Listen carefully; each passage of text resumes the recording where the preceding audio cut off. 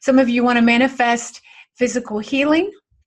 I understand that. I had back surgery twice, and meditation opened the door for me to resolve that pain, post-surgical pain that the doctor said I wouldn't have, that I had. Some of you, I know, and I think we all want this, but peace, wisdom, like we want to know, we want to have some kind of certainty that we can get answers, that we can trust ourselves, that we can trust that we have a greater part of us, a greater plan that we can participate. Also that comfort of just not being alone, right?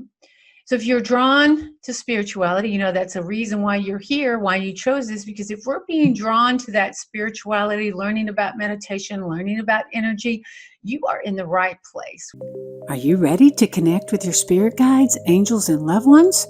I'll show you how in my 2-part free Spirit Pathway workshop. You'll learn how to access healing wisdom, messages, support, and love waiting for you. Sign up today.